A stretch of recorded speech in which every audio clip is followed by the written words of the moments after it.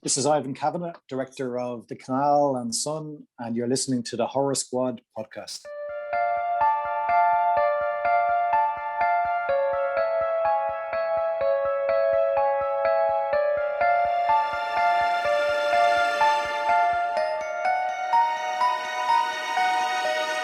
Hello, welcome back to the Horror Squad podcast, episode number 185. Tonight, we're talking about A Quiet Place Part 2, currently streaming on Amazon through Peacock. And if you're in America, you can get a 7-day free trial. Watch Quiet Place 2 like I did, and then cancel that shit because there's way too many streaming services.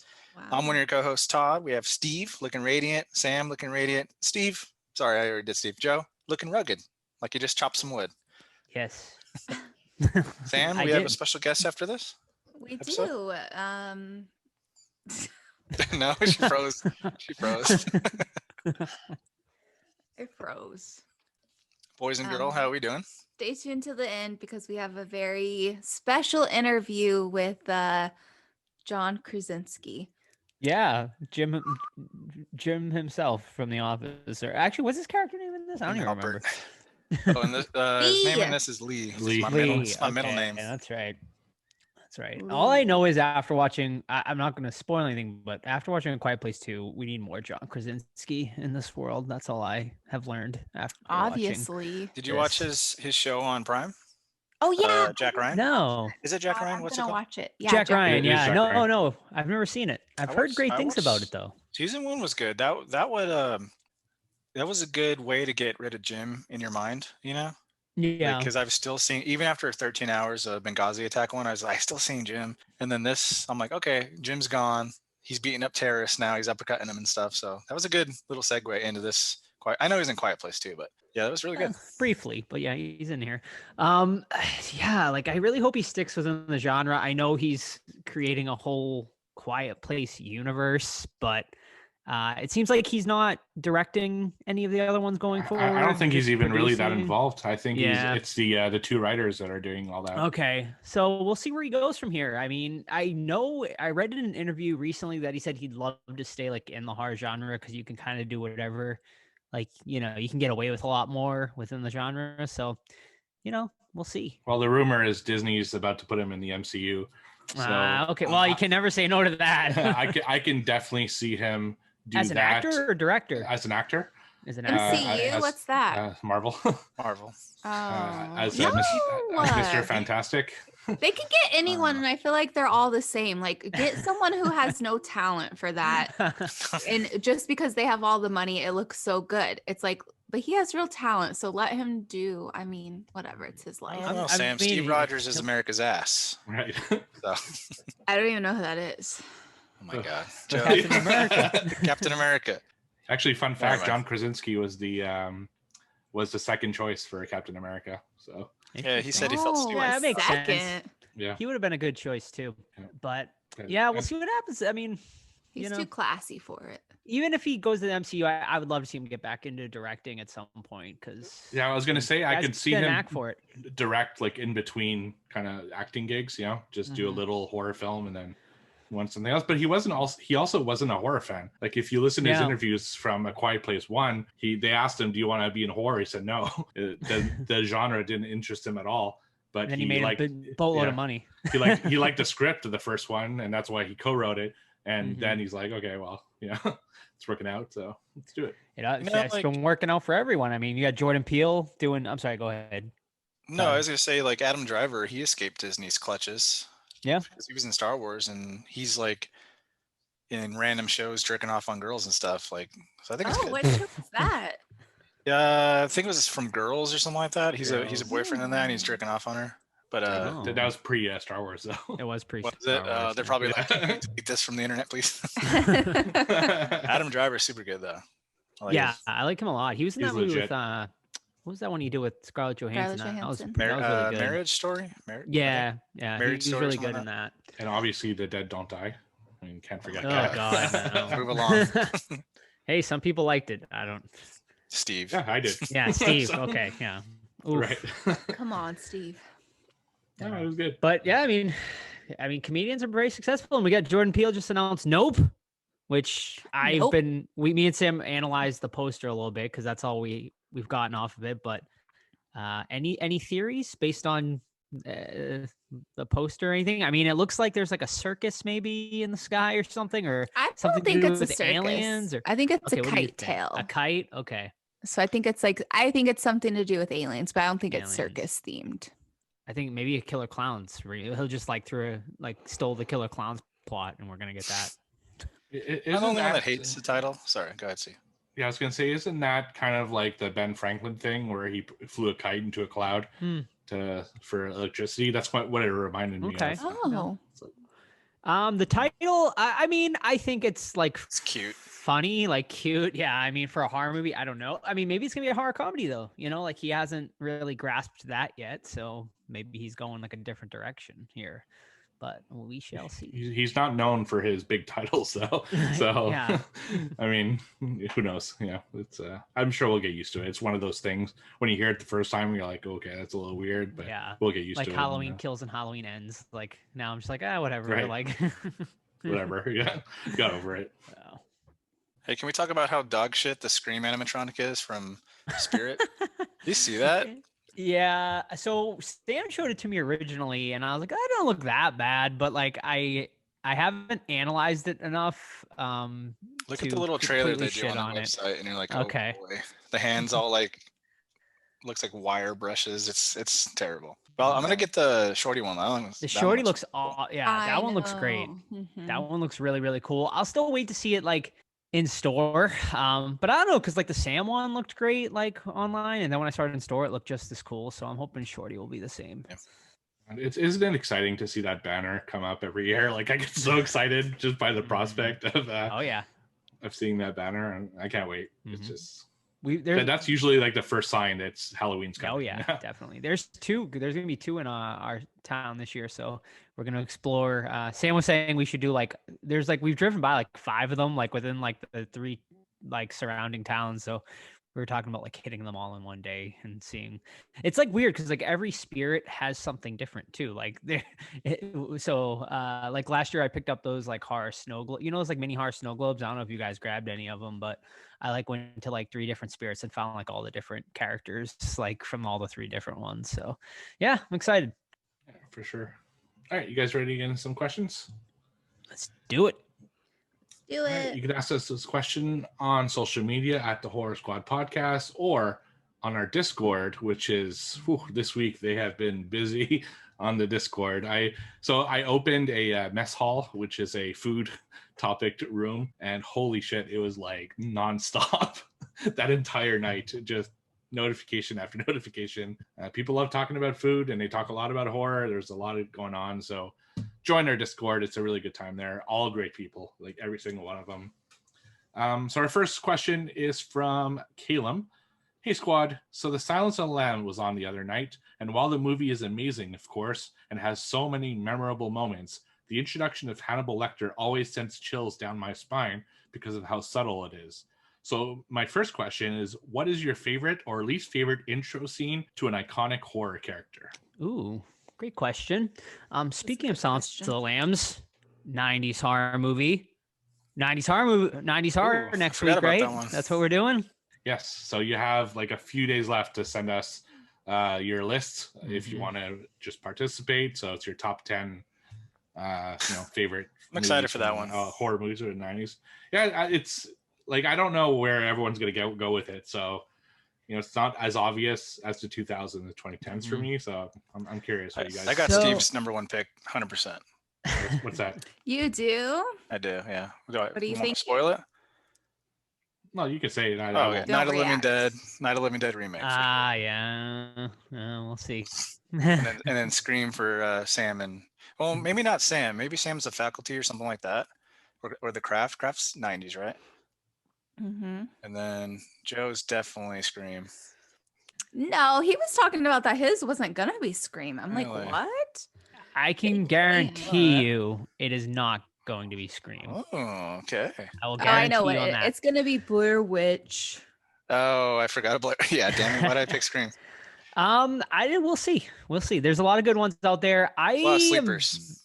So this is like where I get torn because like 7, like I kind of want to leave it off the list because I'm like, is it like complete. We already talked like, about this. If you horror want it, movie. put I it, know. and if you don't, then don't. I know. Don't be trying to bring us down, I'm Joe. putting- I'm We're putting gonna too mu- have it on our list. I'm putting too much pressure on myself on this list for sure. Yeah, but don't put that on us. I had an interesting argument with someone with one of my friends at work last night, and it was about Jurassic Park. I was telling him, I'm like, I really don't consider it like a horror movie. And he's like, well, do you consider Jaws a horror movie? I'm like, yeah, 100%. He's like, well, it's basically Jaws, but just like out of the water. I'm like, you know what? That's actually a really good point. I never really thought of it like that. I was like, maybe it's because like dinosaurs don't exist today and sharks do. So like that's why I consider it more a horror movie. Like I like base it more in reality. But you know what? After that argument, I'm kind of more coming around to to Jurassic Park being like a horror movie. So I think you got to go with the tone, right? Jurassic Park tonally yeah. wasn't a horror movie, but Jaws Right. was. Yeah. Jurassic Park was more like Sure.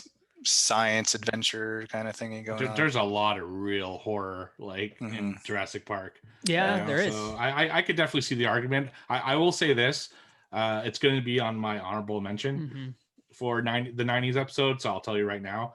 And most of my honorable mentions are like ones I'm like, it would be a top 10, but I don't, it's like towing the line too much. So it Right. depends on you. I mean, some of us will put it on, some of us won't. Yeah, because like to me, like 7 is like would be my number 1, but I'm just like I just don't like. I don't know if I want to put it on there. So we'll see.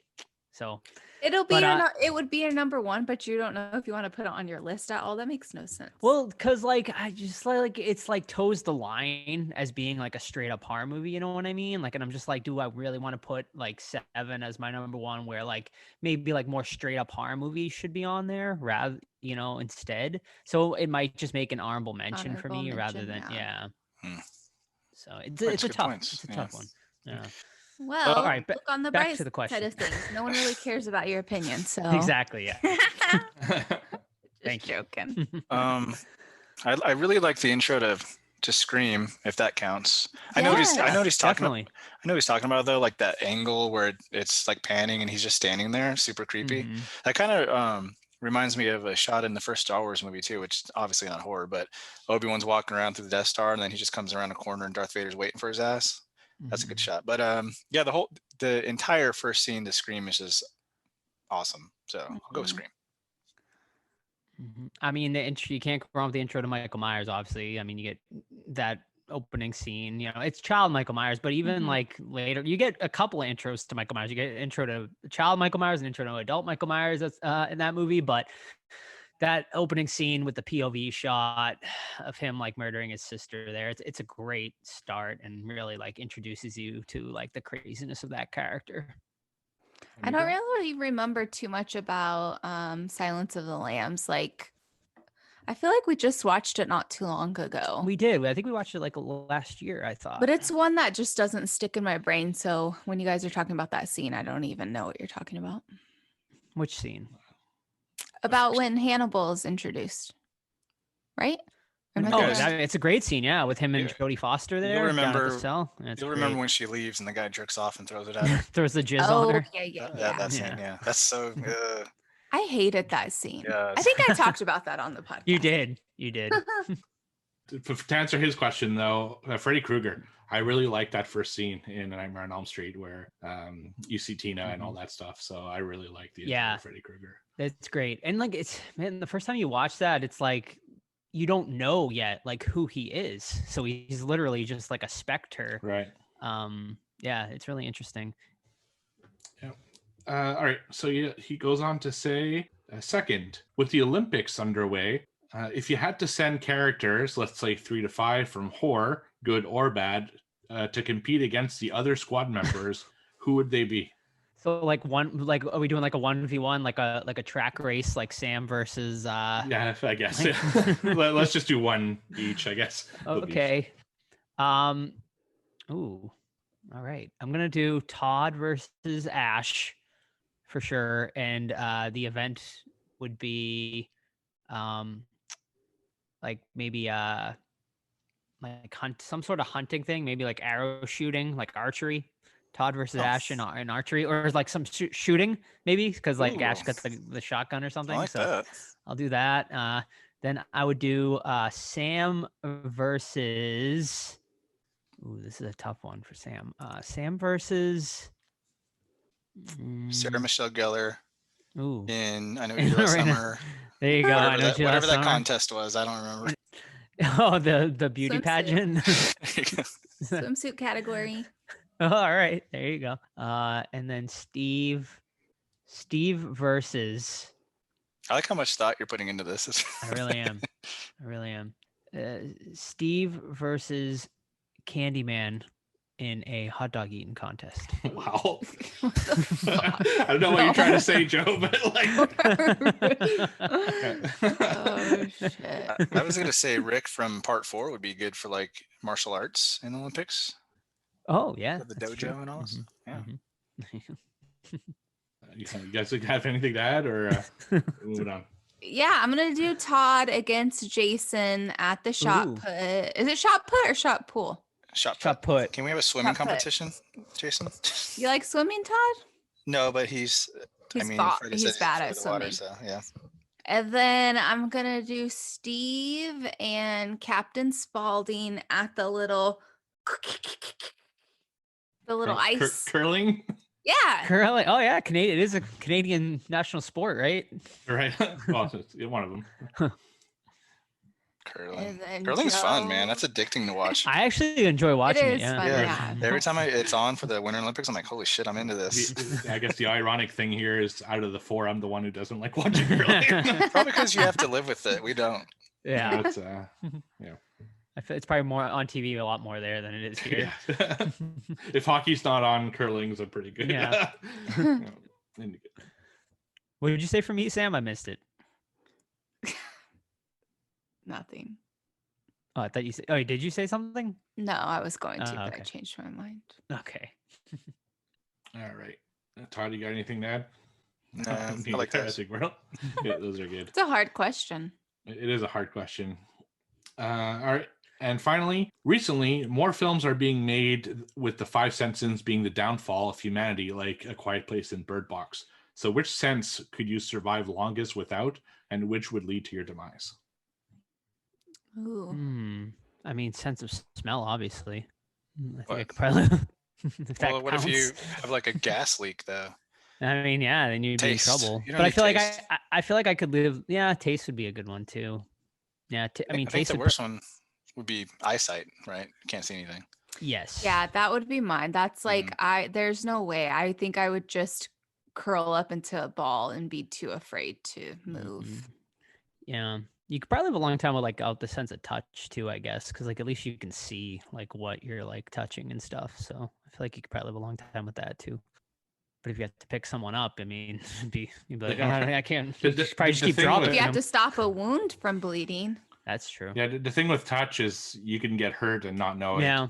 And you could be like, there's like a disease that has That's that true. where people don't feel pain, Mhm. so they get cut and have no idea. And yeah, so touch would be a bad one, I think. Yeah, taste or smell. Is Mhm. Those are the not two biggie. Yeah. particularly- yeah, but I'm with you. The eyes, like, No, you'd be Are you fucked. kidding Yeah. me? I don't even like walking around the I mean, apartment when you know, it's dark. people do it obviously and do it Yeah. successfully. So I mean, I've been to a restaurant where it's all in the dark. Have you guys ever done a restaurant like that where? No, You but I've eat seen. completely in the Yeah, dark? I've seen Oh my God, videos. Yeah. That sounds sexy. Was It's that re- a date? A date, Steve? Well, A first date? I brought my cousins, so no. Date with the cousins? Yeah, no. Yeah, it's really cool. So you go to this restaurant and you have to check all your stuff in a locker before going in, because you can't have your phone or your like digital watch, because there has to be absolutely no light. Mm. Because if someone has a light, because it's so dark in there, it kind of kills the illusion. So you put everything in a locker, and then a blind person comes and gets you and your group, and you have to kind of put your hands on, the shoulders of everyone, brings you to your table, and then the waiter kind of explains what the menu is and stuff like that. And it's really interesting. Like when they come to serve you, it's like, okay, I'm on your right, just put out your hands, and it's like super. And you'd be amazed how quickly you adapt to the situation. Like, you'd be worried about knocking over your glass or whatever the case may be, or not finding your utensils, but it's really amazing how quickly you can kind of know exactly where your stuff is and be fine with it. So it's cool. It's a very cool experience if you have a Sounds chance fun. to do it. Until you find a hair in your mouth from eating, and then Or something else. Oh, Yeah, exactly. Heard. But, no, it's very cool. And then they employ all blind people, so as waiters and stuff. So Oh, interesting. Wow. yeah, it's Cool. very, very cool. All right, so that was from Calum. We have a few Quiet Place ones, so I'm going to skip them for now and ask him at the end. All right, the next ones are from Captain Amazing 85. So he did ask about the sense that we lose, but we talked about it already. Mhm. If you could remake any sequel, which would you remake? Ooh, Good remake a question, good sequel. question. Remake Wow. a sequel? Sequel Uh, that didn't do it for you, probably. Like Book of Shadows. It doesn't count. No, Book of Shadows is great. Are you kidding me? Ugh. Probably Friday the 13th. Not for Nightmare on Elm Street Part 2, just because I really dislike that one. When was the last time you watched it? Like last year. Oh, I really? think. Yeah, it's still Yeah. fresh. Yeah, I still don't get like. I know people have like come around on it, and a lot of people like it. I don't like it. They broke the rules of Freddy, like coming out of the dream world, like and stuff like that, without being pulled out. He was like, just like I didn't like it, so I would go back and remake that one. I think they could make a way better movie where birds aren't just spontaneously combusting 'Cause it's hot, in the Joe. living room. It's freaking hot, right? Sequel. I don't know. This is hard. So she said. I mean, there's a lot of shitty sequels. So Like what? Are. Name another one that I can use. Candyman 2, not great. Never saw it. Barely saw the first one. Barely. Like 2 years ago. What other Mm. shitty sequels there are? I mean, the Texas Chainsaw 2 is good, but it could have been better. You know what, Joe? I was actually gonna say that. Yeah. But I didn't know if I would be hated on, so I wasn't going to. Todd's a big fan of it, but I liked it. I think it could have been better though. You know what? Y'all. Hey, I said I was gonna say it. Thank you. I think, all seriousness, I think Book of Shadows, I know Joe likes it, but there's a lot of good source material there, and it was kind of weird the direction they went. It was very like early 2000s though, with the music and characters. So I actually do agree with you, Todd. Like, I think they could have made it a much better movie. They took it in a weird direction. Mhm. And I appreciate it for like what it is, but is it like a great movie or anything? No, definitely not. So I agree with you. They definitely could have made a better sequel. So yeah, I actually agree with your answer.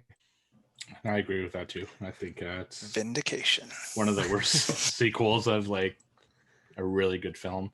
Mhm. That yeah, so I would say that as well. Unless, and this is the only way I would accept this, if they would do like Hannibal again, but with Jodie Foster. I think it could have been a better sequel to Silence of the Lambs. And not that I think Julianne Moore was that bad, but I think it was missing Jodie Foster, and it would be cool to do that again. So, Do you want more money or what? I don't know. I think she was like, that was a time when she was like an indie director and just didn't want to do it. So I got one more. Pet Cemetery 2. oh, that's a good one. Yeah. Although I liked it, it's not a great movie, and It's not. it definitely. Is that Furlong? Come Yeah. It on, would Furlong, yes. yeah. I mean, it's fun and all, but I mean, it just doesn't have that same. It's very campy compared to like the first one, so they definitely could have did something better there. Yeah, for sure. All right, next question. What is the last movie that legit gave you chills to where you checked a room or behind the shower curtain or something? Every time? Like, I'm not gonna take a crap next to a closed shower curtain ever. Well, I don't blame you. Your house is haunted. So That's yeah. That's Your true. house is haunted, Todd. Yeah, I didn't even show you the latest orb video. I Joe and want to Sam. see. That one's weird. I don't know how to explain it. Wow. But last legit one that scared you, huh? The last legit one, Last legit what? the One that made last like you, horror like- movie that really scared you. It made you check the corners of the house and stuff like that. Check under the bed. I feel like this is a good one for Sam. Mhm. She's always like she always talks about how she'll. Yeah, I feel like we watched one where you had to go to work, Joe, and she was like, "Fuck, I have Yeah. to be at home alone right now." Mm, Yeah, I can't remember what It that might have was. been after the ghost episode, actually. It was probably that one. Maybe. Mm, I mean, for me personally, like it was a long time ago because like I don't know, nothing really like per se, I guess like really scares me where I'm like having to check stuff. But the first Conjuring movie, we've talked about it, but that one didn't really like creep me out for sure. both of them. I'm going with Insidious and also The Strangers. Those ones still scare me. I lock them doors. Mm-hmm. Did the second Stranger scare you as much, Sam? Mm-mm. No. Not scary at all. Sorry, Damien. Was it because it wasn't as secluded? Like the first one was mostly in the house. Yep. Yeah. They were running around a lot in the second one, huh? Yeah. Movies don't really scare me anymore.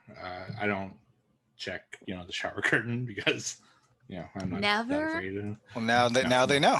I think they can Yeah, lie in now wait. they're Yeah, gonna they hide. But the last one that even made me feel like a twinge of like, I guess, fear, but not really fear, but whatever, like happy that it's so like spooky was probably Queen of Black Magic. There's like a scene or two that was like, okay, I like that.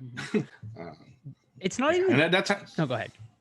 I was gonna say that's how I feel with horror movies. For me, if I get the sliver of fear, I like smile. Like I'm so happy about it. It's like, oh yes, this movie made me feel something. Which is pretty much what I watch movies for, is to feel something. So I definitely appreciate it. You need to talk to somebody, Steve. I know.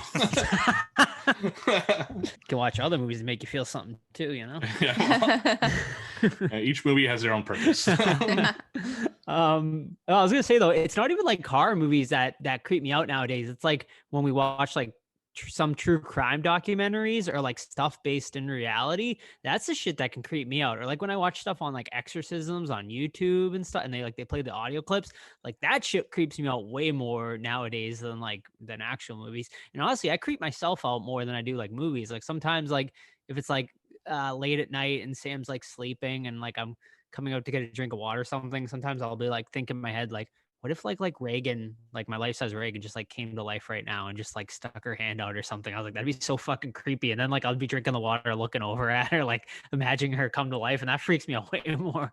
Yeah, for sure. Actually, caveat, there was one scene in there that I there was some great very, there was some creepy atmosphere there's in that. some creepy atmosphere and some creepy moments. I would recommend it for that. Mhm. All right, and his last question, one more thing. What about the food pairing, Sam? Has to be a quiet meal, right? Oh my gosh. Definitely not nachos in a movie theater. Talk about awkward, right? This one wasn't as quiet though, because I remember we saw this in theaters, and I remember like I didn't feel as bad about like eating my popcorn this time around. Hello? No one's asking you. Sorry. I'm sorry. Was that addressed to Joe? No. I feel like you'd have to do Some soup you can slurp. Some like candy you just have to like Gotta throw suck on on your an tongue M&M. and let it melt. Yeah. Just picture Joe with his big ass popcorn. He is like that, Todd. He was like a little gremlin eating the popcorn. Yeah, I mean, watching A Quiet Place is almost like being in a quiet place. Like everyone can hear your fucking like slightest little sound. So Yeah. you have to be super quiet. Yeah, I could not make it in that universe, but I think that's a question later. So It is when we get to the Quiet Place questions. I'd be farting too much. The last question we have before we get to the second half of the questions after the movie review is from Weezerface. What would be the hardest creature comfort for you to give up in a post-apocalyptic world? For me, it would be air conditioning. Fucking fast food. Some burgers, some Yeah. fries. Yeah. Probably TV.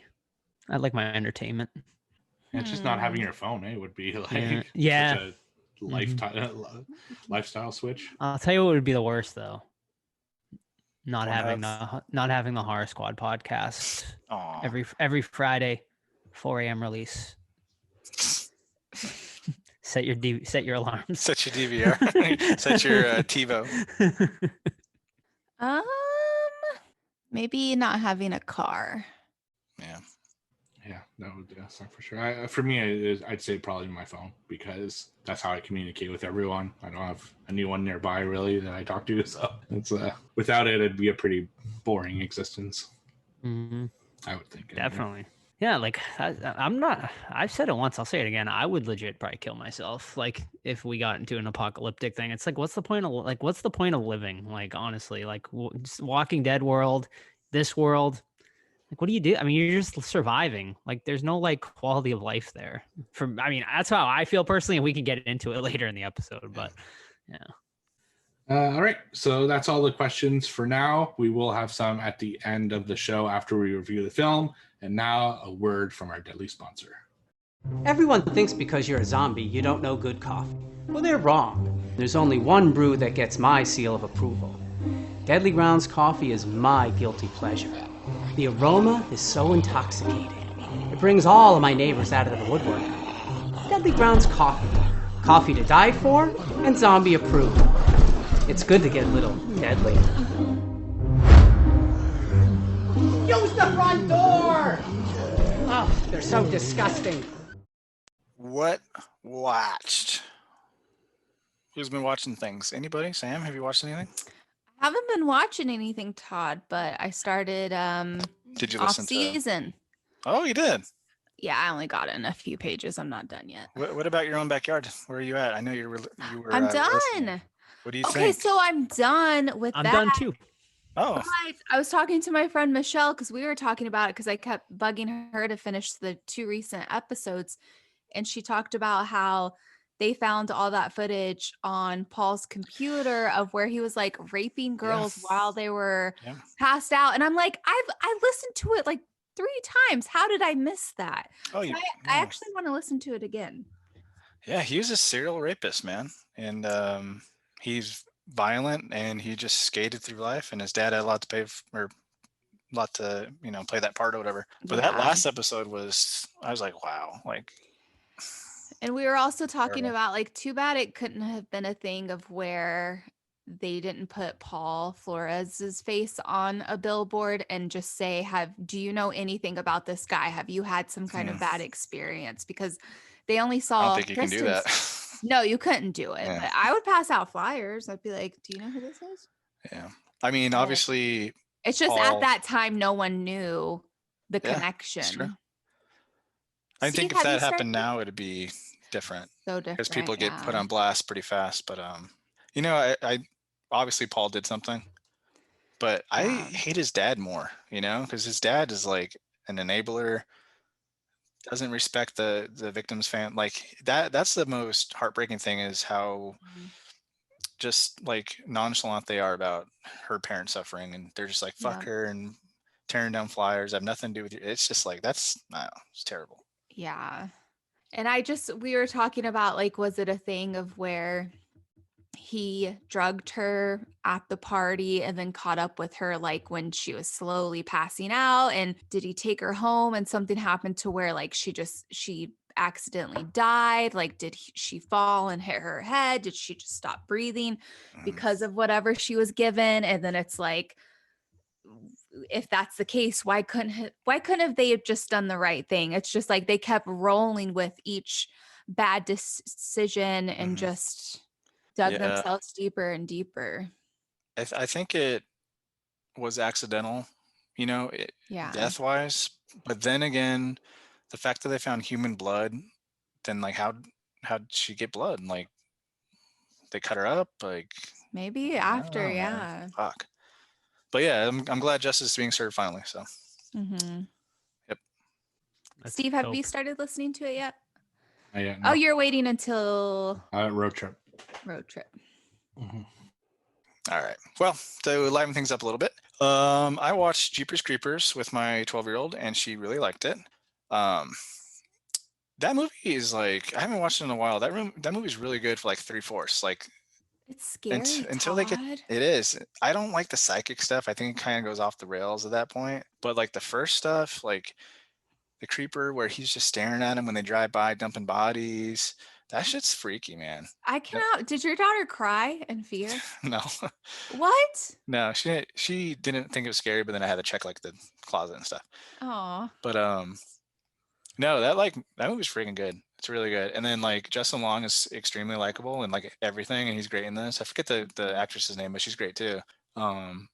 Yeah, but then like the whole like the psychic visions thing, it's like but then the end like just brings it all together with Derry being fucked. So it's pretty good. Also, fuck the director. We've said that many times, but the movie's good. So Jeepers Creepers 1. Yeah, and then we got part 4 coming out like very soon. Ew, What? gross. Did I Yeah. know this? Is that fucker directing it? That, you know what? I'll have to IMDb. I'll have to look on IMDb. I'm not sure if The he third is. one was I so would, bad. I would think he's coming back for the 4th, but it's coming out like I want to say this year maybe. What's But, the one where it's the kids on the bus? 2? 2? What's 3 then?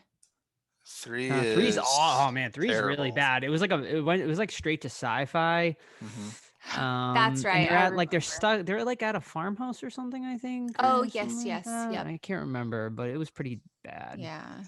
That movie's It not on wasn't great his either, but on his letterbox, but I don't know. then the 4th one. Uh-huh. Yeah, so it's called Jeepers Creepers Reborn. Lame.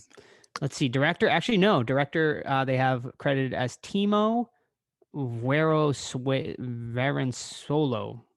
I can't, it's a tough one. It's a tongue twister. But yeah, he hasn't done nothing I recognize.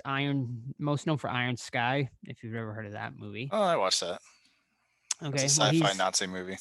He is, it says 2021 release. Forced to travel with her boyfriend Lane, she begins to experience premonitions associated with the urban myth of the creeper. Lane believes that something supernatural has been summoned and that she is the center of it all. Yeah, I'll watch it. There's so many good opportunities for that story because once every 23 years you can literally go anywhere with it, and it would make sense, But I prefer part 2. Last time I watched it, so we'll see. So there's a secondary plot synopsis for this movie too, which sounds really interesting. So the film unfolds as the Horror Hound Festival holds its first ever event in Louisiana, where it attracts hundreds of geeks, freaks, and diehard horror fans from far and wide. Among them is fanboy Chase and his girlfriend Lane, who is forced to come along for the ride. But as the event approaches, Lane begins to experience unexplained premonitions and disturbing visions associated with the town's past. All right, that's way different. Yeah. I guess we'll see what movie we get. I guess we'll see. All right, I just got one this week. It is a screener we received, 2021 release. The movie is called Settlers, which is now available on VOD. It released last Friday, so you can check it out. It's an IFC midnight release. So I'm just going to read the letterbox synopsis here. Remy and her parents, refugees from Earth, have found peace on the Martian outskirts until strangers appear in the hills beyond their farm. Told as a triptych, which I've never heard that word before, but basically it's told in 3 chapters. The film follows Remy as she struggles to survive in an uneasy landscape. So yeah, basically, I mean, that basically tells you it. But yeah, it's a family, this young family who is on a new Martian planet. We don't really find out what happened to Earth. Like, they don't really explain it too much. We're just kind of there. And they are the settlers here, and think sort of, like when, the Pilgrims settled here and you had, the indigenous people basically, here, and it's basically a battle between like these new settlers and the people that were there on this Martian planet to begin with. So I mean, obviously, like there's like similarities between how this country was founded, and yeah, I think there's like definitely a lot of political subtext here throughout. It's like a really interesting premise, but man, this movie is just like so boring. Like it's just like nothing. It's like almost 2 hours long, and it's like 2 hours of nothingness. It's like, is it pretty artsy? Super. Yeah, I mean, Yeah. it's sort of. It's more just like all dialogue, like a lot of style and like no substance. Yeah, it's a sci-fi movie. I mean, it's definitely not like a horror movie. I will say the acting's fantastic. The little girl who plays Remy, we know her from The Turning. She played the little girl in The Turning. She was fantastic. And honestly, the mom was really good. And the guy who plays the main settler here, he's really good too. Aesthetically, the movie looks great, like fantastic cinematography. So like it gets points for the acting and the cinematography alone. Like it's nice to look at, but plot wise, like paper thin and not much happens there. So yeah, this one's a definite skip for me. Is it like the worst movie I've seen of the year or anything like that? No, it won't make my bottom of the year or anything like that, but not something I would watch again. How far would you go to build a new life, Joe? That's Ooh. the tagline for this movie. Yeah, that's yes. And they do, I mean, stuff happens. I mean, don't get me wrong, but it's just nothing interesting. All right. So my first one this week is a 2021 film that I found over on Netflix, and that's Blood Red Sky. So this is a 3/4 German, 1/4 English film. So there are a lot of subtitles. If you're not into that, then I would skip this one. So it's a story about a boy and his mother, and they're going from, I think it's Frankfurt to New York because she is very sick, and the cure is with a doctor in the US. So they board a flight. So let's make the sick person together. travel. Come on now. Yeah, right. Well, the doctor's not going to go to Why fucking not? He's a Germany doctor. to help someone. Yeah, no, that's not how doctors Doctors work. Without Borders, Steve. So anyway, so she gets on a flight with her son, and she needs to get this shot to control her illness, like during the flight and stuff. So she has to get up every couple hours to make sure she gets her shot. But they turn out to be on the bad flight because it gets hijacked by terrorists, and then she can't have access to her shot. It turns out that she's not sick, she's actually a vampire, and because she's not getting her shots, she starts turning into a vampire, which I think the surgery or whatever was to stop her from becoming a full-blown vampire. And so she deals with the terrorists, and a lot of things happen. I don't want to say too much more because honestly, I'm gonna have to rewatch it at the end of the year. But right now, it might stand as my number one film of 2021. Ooh. It's fucking awesome. There's a lot of kills. There's a lot of blood. There's a lot going on. It's kind of a tale of two movies. There's the kind of hijacking terrorist stuff, and then there's the vampire like killing stuff. And it's a super interesting movie. I don't know if it would necessarily be like your favorites, because it does have one major flaw, and that is the one thing that I hold against it, is it's way too fucking long. The movie's over 2 hours. I think it's 2 hours and like 8 minutes, and it really didn't need it. I think if this movie had been an hour 35, hour 40 at the most, this would be like a clear number one in my eyes. But still, super fucking enjoyable movie. There's a lot to love about it, and honestly, I could not recommend it more. Like I said, the only issue is that it's super long, so do go in knowing that. But definitely a high recommend for me. Yeah, it's the hot movie right now over in the horror forums. I haven't seen one bad word about it either. Everyone's like been praising it, so I'm very excited to see it myself now. May I ask Steve if knowing she's a vampire beforehand, does that diminish the film? No, because you find out in the first like 25, 30 minutes or whatever. Gotcha. Because I've seen like a lot of stills of it with her fangs and stuff. I'm like, well, I didn't want to see that. Yeah, no, that's not the surprise. Like, Okay. if you don't like, I knew nothing about this film going in other than the poster because Joe had sent it to us, and in the poster she's a vampire. So, Got it. Okay. so I think that's what I saw actually. Yeah, exactly. No, it's the rest around it that's Cool. Yeah, I have seen the trailer too, and the trailer like right away goes into the vampire stuff Okay, too. cool. So, I'll move it to the top of the list. Okay. I don't know why, but for the longest time I've been feeling like watching this movie. I don't own it. Last time I saw it was 2003, directed by Uwe Boll, who's a notorious German director who makes very bad films and is The very worst, full of actually. himself. Yeah, super full of himself, and then like just mean to people because he thinks he's so good, which is strange. But it's House of the Dead, and based on the video game series. When I first watched this one, it was easily like a bottom of the 1 out of 10, half star, whatever you want to call it. Rewatching it, it's terrible, don't get me wrong, but it has a stupid charm to it where I think if you had a group setting, it would be a really fun movie to watch just because it's so ridiculously bad everywhere. Editing is terrible.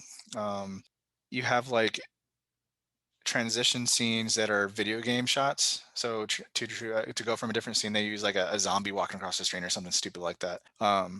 He uses every cliche possible in the 2000 time frame, like the slow matrix shots, kung fu people out of nowhere, slow motion bullets. He uses everything over and over and over again. So it's cool once, but then you see it 4 times, you're like in the same battle, you're like, dude, what the fuck? The writing's terrible, the acting is garbage, but it's got some great looking women. Some of the gore is actually really good, and the bloodshot effects are pretty damn good. So I give it points for that. But like I said, I can understand why people enjoy it, especially now, because now you know it's a piece of shit movie, so go in with that mindset. But watch it with a group, I think you have a good time. So House of the Dead, directed by Uwe Boll. Awesome. Maybe I'll check it out again. I fucking hate Uwe Boll. Oh, but yeah, he's a douche. yeah, but yeah, House of the Dead is like one of the arcade games I have very fond memories of. Joan Sam, you don't have any more, you said, right? All right. Actually, I got one Okay, more. go ahead. I watched it a while ago and I forgot to talk about it on here. I believe it's on like Amazon Prime now, but it's like, sort of horror-y, more like a thriller. But it stars what's his name there? Russell Crowe. Yeah, Unhinged is the name of the movie, 2020 from last year. It is a tale of road rage, basically. A divorced mother honks impatiently at a deranged middle-aged stranger at a red light while running late on her way to work. His road rage escalates to horrifying psychotic proportions as he becomes single-mindedly determined to teach her a deadly lesson for provoking him. So the movie basically opens where like this guy, like his wife is like just divorced him and like he's at like the end of his rope, and he just like goes in and murders her and the boyfriend, which isn't really like a spoiler because it happens in like the first 2 minutes of this movie. And then the rest of the movie is like him like driving, and he encounters like this woman who honks at him, and the entire movie is like him just trying to get back at her for like just like a simple like road rage honk. And Sounds like a douche. It gets fucking insane. This movie is so entertaining. Like it is like Russell Crowe just like in complete and utter like insanity. And the shit he does in this movie is wild. It goes places that I did not expect it to go. Like they are not afraid to go dark like in this movie like whatsoever, which surprised me for like a pretty like mainstream-ish type movie. But man, it's entertaining, and I would definitely recommend it. Cool.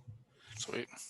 All right. My last one this week is a movie from 1987 that I found over on Tubi, and it's called Creepazoids. So in this one, it's a group of survivors that it's like in a post-apocalyptic world, and they're trying to kind of avoid the government and get caught. So they're moving kind of from building to building in the post-apocalyptic world. And the rain is acid. So every time that there's a storm, they have to hide out somewhere or risk being killed by the rain. So they go into this building because the rain is coming, and they find that it's like some science bunker that has a ton of stuff. It's got like things to do science experiments, but also has food and resources and everything like that. So they decided to stay in there and kind of lay low for a while, and then things start happening, and they meet up with some creatures, and bad things happen throughout the movie. Pretty typical 1980s horror sci-fi movie. It stars Linnea Quigley, most notably.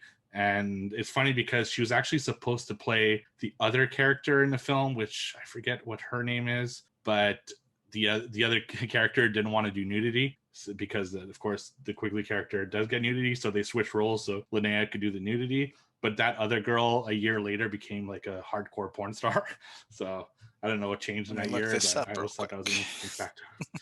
Yeah, I always thought that was an interesting fact about this movie. But the movie itself, it's decent. It's not great. It's not bad. It's just kind of middle of the line 1980s schlock. I think it's a full moon film, if I remember. So yeah, it is. It's like when Full Moon was still like pretty good, you know. So it's not like total awful, but yeah, it's like a soft recommend. Nothing I would necessarily go out of my way to see, and that's over on Tubi. Creepazoids. God, know what came up the other day on my Letterboxd because someone rated it and I forgot about it, but I think it was you that recommended it. Like last year, I watched it. Humanoids from the Deep. Oh yeah, you'd like that one. I loved it. It's so good. Oh, yeah? Like it, Yeah. I had forgot about it, and then like it like rekindled my love for it again. And I was like, I want to rewatch that now. Maybe Yeah. for I don't know if Sam's seen it, so I think maybe for Halloween time I'll have her watch it I with think me. she like it's got some creature vibes. Yeah, I What think she movie like is it it? too. Humanoids from the Deep. I can't remember if you watched it with me or not. Humanoids. I don't think so. I think you'd watch it. They kind of look like Creature, and some of them do anyway. Punching I'm gonna heads look off it and up stuff. right now. All right. Trivia time? Trivia. No? Yeah. Oh, Yeah. The points are as follows. Steve commanding first place with 74. Myself second place, 73. Joe third, 70. Sam with a huge week last week is sitting at 46. Whoop, whoop, whoop, whoop. What will we have tonight? I got questions tonight, so thank you very much to everybody. I did Thank too. you very much. I had a few people send And in. me so too. thank Like I think they felt bad for Yeah. a question Aw. last week, and they're like, Don't feel bad. It's our fault. you. But keep sending them. Mhm. May I go? Yes. Do it. All right, Jedi Mind 1207. Fear Street 1978 was Ooh. filmed in the same camp location as what Friday the 13th? Friday Three. Oh, 6. Joe got it. Yeah. Steve, you had it. You had it on the tip of your tongue. yeah, I know. I read the trivia and I didn't remember. I was gonna say Friday the 13th before you said which one. But, yeah. Anyway. All right, Joe's. All right. All right, I'll go next since I got it right. First one comes to us from loyal listener Kayla. Kayla. So, all right, question is, what is the body count for the original Saw movie? 8. 8 on the board. 5. 5 on the board. Fire guy. We got Bear Trap Amanda Kills guy. We got guy with barbed wire guy. We got if you I'm do you, impressed, Todd. you count Isn't there a time limit on these questions? Do you count Lee L? yeah, do you count the two guys at the end, which you He don't know? can't tell you? Nah, I can't tell you because Kayla sent me the question. so I don't know. Yes. Then I'll just say 4. You are all incorrect. No. 6. If you'd like a second guess, I guess I can give you a second guess. I'll go here. 6. I thought we were doing closest. No, I didn't say that. All right, I'll go 6 then. 6. Okay, 6 on the board. Did I Steve go ever say 6 5? too. Someone ever I, say I 5? said 5. That's Sam is also Oh. going 6 apparently. Is that allowed? yeah, that's fine. Why not? I'll go 7 then. 7. All right. Well, apparently Sam and Steve both get a point then because it was 6. Damn it. Yeah, because I didn't count Lee Wineowl the first time. So 'cause He you don't doesn't see- die in it though. No, that's why. So, but I would have had to answer Cheating anyway with fuckers. 5. So, all Son of a point. bitch. right, I'll go next since I got it with Sam. Steve. Making Combo sure. fucking team points now. Yeah. Ridiculous. All right. My first question is also from Mr. Jedi Mind 1207. He says, this horror movie is based on the legend of the 17th century Scottish Sawney Bean clan that captured and ate travelers. Hills Have Eyes. Correct. Yeah, boy. Correct. Oh, wow. Yep. Okay, so obviously, since you guys both got questions from Jedi, this is a ploy against Joe and I. He sent me one too. Oh. Armando, come on. Maybe he where's sent you one too. And Maybe my Instagram Yeah. inbox has been I flooded. was going to say, this is a bad time to send you questions. It Like, is. Well then. Oh, back to me. Let me pull up my Oh, phone. Sorry. I think Sam. Sam did first. you Oh wait, say- I Sam, gotta Sam, go. Yeah. Okay. So this question comes from Kayla. Or no, I'm sorry, Weezer Face. Kayla. Weezer. Okay. Where's your face? Sorry. What Cats. Alfred Hitchcock movie was the only one shown in 3D? Oh. The birds? Did you say the birds? That's Oh, what I you said the birds already? but Oh. I she think did Steve not said answer. the birds. I'll go Psycho then, I guess. Okay, the birds. Psycho. Oh, on the I board. have a revision though, so if everyone gets Okay, it Me, wrong. me hold too. on, I have hold a on here. revision if it's not. Psycho and the birds. You guys said okay. Then I am going to say Vertigo. Damn, that was my Damn, that was revision. me too. Did we all get it wrong though? Because I'm just You throwing it out guys, there. you guys are all wrong. Rear window. Nope. North by Yeah. Northwest. These are all great guesses. Wasn't that and his I'm- first movie? I think. I'm really Yeah. impressed. It's a good one. But the answer is Dial M for Murder. Ah, Fun damn. fun fact. Darn. Warner Brothers called it Natural Vision, not 3D. Oh. Okay. Interesting. Cool. Not fun. Natural. is fun. It's a cool little title though. It's like an X-Files episode. Mm-hmm. Mhm. I don't think I've ever seen that one. Mm-mm. Well, we can do a Hitchcock We, episode. we one should day. do a Hitchcock. We should episode do one a day. Hitchcock, yeah. All right. From Miss Kayla, I'm going to only use one of yours tonight because I'm going to go Weezer face for the last one. All right. Tagline. They won't stay dead. They won't stay dead. Return of the Living Dead. The Return, Crazies. Crazies. That's a great movie, by the way. The remake. Have you seen the original? I haven't. I think you like it. The remake's really good too. I like Timothy Oliphant. He's good. Mm-hmm. Land of the Dead. Everyone is incorrect. It is Nights of the Living Dead. Oh, It's pretty really? broad. Dude, that's why Yeah. taglines are so freaking hard. Yeah. they are. That's why they're my favorite. All right, Joe. All right. Okay. This one also from Kayla. I don't know the story, but I don't know the story behind this, but now I do want to know it. But maybe we can Google this. But the question is, which comedian inspired Jordan Peele to write Get Out? Who was this from again? Kayla? Kayla. Let's go, Dave While Chappelle. you guys are guessing, I'm gonna Google this. Oh, I saw this the other day. This, fuck, I don't know. Dave Chappelle's on the board. Richard Sam? Pryor. Richard Pryor. Yes. I feel like I should know this. I don't know. I feel like Steve's right. No, you would have told us by now, I think. No. Steve is not right if you'd like to guess. What about me?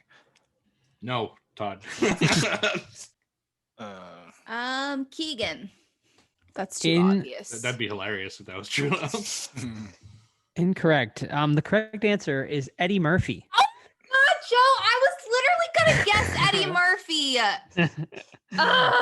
And I don't know like the Why? story behind that. And I don't know. I'll try to look it up later, or if Kayla wants to maybe I've heard send that, in yeah. the info on that or something like that. But yeah. It's interesting. Mhm. All right. Next question's from Weezer Face. That's What is Patrick Bateman filling in the spaces of his crossword puzzle with in American Psycho? names of serial killers. No. Damn. It just colors them in. Designer brands. So I'll give you guys a hint. He repeats the same two words over and over. Oh. Blood. Videotapes. Is that a compound word? It's a- What is he? What is Die bitch. Die bitch. Does he say die bitch in that movie? Hold on, I want to dive more into this. He says same two words over and over again. I'm really late. I don't know. Fuck it. So the answer was meat and bone. Oh, I had no idea. Interesting. I had no idea. She even sent a picture of it for. Huh. Yeah. I wouldn't have gotten that. Cool little fun fact. To be fair. Mhm. Yeah, we're learning more from this trivia. Yeah. Actually. Like, Learning how stupid we are. oh my god. You Oh. know how stupid I still feel from not knowing the name of the main fucking character in Fear Street last week. Yeah, I watched that freaking movie the day of too. The third one I was like, what? God damn. What was her Okay, name? It was Everett or Dina. something? It was Dina? Oh, Dina. Everett. Okay, so I have the Eddie Murphy connection here Oh, good. I with was Jordan looking it Peele, up. and it's quite interesting actually. So Peele in an interview said that he drew inspiration from Eddie Murphy's 1983 stand-up comedy television special Delirious. So during that stand-up special, Eddie Murphy was explaining the difference of how a white family and a black family would react in a haunted house when he would I guess he would scream "Get out" a bunch of times and stuff like that. And yeah, so yeah, Interesting. pretty funny. Interesting, yeah. Delirious is hilarious. So It is, Definitely- yeah. definitely. It's That a and great, Raw, it is a man. great Oof. stand-up, yeah. yeah. All right, Sam. Oh, my turn. Mhm. Okay. This question comes from Kayla. All right. Ready? This is a tagline. Be prepared to answer fast. When the undead rise, civilization will fall. Return of the Living Dead. I'm just gonna answer that for every tagline. Day get of it the right? Dead. No, it's not it. I can picture my poster. Oh, I think I might know it. Oh, I gotta think then before he steals it. Can you repeat it, please? When the undead rise, civilization will fall. I don't know. No, I don't know what it is. Todd, come I'm on. sorry. You said go fast with it. Because I thought you would know this. I don't. I'm Not a telling living- you with my mind. Yeah, I'm seeing flashes of nachos. The undead rise. I don't fucking know. Warm bodies? Maybe good. Do we want to do a second round of guesses for anyone who wants to try to get the point? I don't Or know. no, I we're don't done. know. Okay. No. Dawn of the Dead, 2004. Oh, the Really? remake. Fuck. Interesting. Damn it. Oh well. All right. Back to me. Last Okay. round. Yep. Who's your face says, what is the only film Stephen King directed? Oh, Maximum Overdrive. Correct. Damn it. Good job. Joe on the board with 2. Yeah. But do you know which film Arnold Schwarzenegger directed, Joe? Did It's a Arnie deep direct cut. one? He Maggie? directed one film, and I bought it just because of that. Wow. No, I can't say I do. No, it was Christmas in Connecticut. No, no. Oh. I was like, Is it good? No, it's terrible. I was flipping through channels like last Christmas, and I see the beginning of a Christmas song. I'm like, okay, I'll check out what the hell this is. And it says directed by Arnold Schwarzenegger. Now that's not a name that like another person can have. You know, it's not like Right. John Smith, right? So I'm like, what the fuck? And sure enough, it's the only movie he's ever directed. When was it made? When did he make In it? like the 90s or early 90s? 2000s. Wow. So I bought it on DVD because they didn't have it on Blu-ray, just because I love Arnold Schwarzenegger that much. That is funny. That's the kind of facts you can get on a Let's XP Gaming, Yes. Geek and Gaming podcast. There We did you an go. Arnold episode, so we talked a lot Nice. about Arnold. All right, go ahead. All righty. Last one came from Weezerface. Sam, pay attention because I feel like she may have She's some Scared. for you. Don't put this pressure on Low me. shoulder. Okay. Yeah. In Idle Hands. Inhaler. No. In Idle Angel. Hands. Devil. What? Offspring. Burrito. No. Bread slice. Bagel slicer. At the Halloween dance party in Idle the Hands, Offspring. Offspring. what are Molly and Tanya's costumes? Who the Angel fuck are and they? Satan. Angel and a devil. Correct. All right. Good job. I Sam. think I didn't know their names either. One of them's Anton's girlfriend though, for sure. All right. My last question is from Kayla. So thank you, Kayla. What college did Sydney attend in Screen 2? Oh God, that's a great question. UCal. Wrong. We did an episode on this, Todd. I know. A long time ago, though. A very long time. That's a ago. good sequel too. Yeah, it was solid. ITT Tech. UCLA. It's not like there's no Not a- it's basketball not a real team one. from these this college. You know? Yeah, I can't remember. Woodsboro. It's a great question though. Technical College. GFU. Ghostface University. All right, now you guys get up. Yeah, Yes. It's Windsor College. Windsor. That's right. Windsor. Windsor. It's a good one. Great question. I have a bonus. Oh, okay. Well, you have a question We first. still have a regular question. Then you got yeah, and you Oh, have a I do? regular. I one. thought I Yeah. already have 3. No, this is Nope. this is your third. Oh, okay. And 28 days later, Ooh. what was Jim's job? He's a prior- bicycle courier. All right, Todd. Sorry. Are we not allowed to interrupt? I'm sorry. That's No, fine. we're not. No, it's supposed to. fine. Yeah. We did that I rule for wouldn't- like a week and then just dropped it. You got a That's it. bonus? I got a bonus. Okay. Oh, you do? Okay. Just because Kayla sent me 3 questions. But okay, so what was the number of the motel room that the famous shower murder took place in Psycho? 6. We got 6 on the board. No. Can I revise that? We got a revision on the board. It's 3. We got 3 on the board. 13. We got 3 and I 13. don't even think there on were the 13 rooms. From The but- Shining? No, Psycho. Psycho. Oh, Psycho. 4. First 4 was my second guess. Nice. It was in room 1. Oh, Ugh. you suck. I think there's All right, I have a only, like, bonus six too. or seven rooms. It sounds like you said I have a boner too. I got a bonus. Another idle hands question Mm. sent in from Weezerface. I don't like What's the name of the cat? Oh in Idle shit. Hands? it. Kitty. Binks. Oh, Could have been Pussy. Cat. The cat?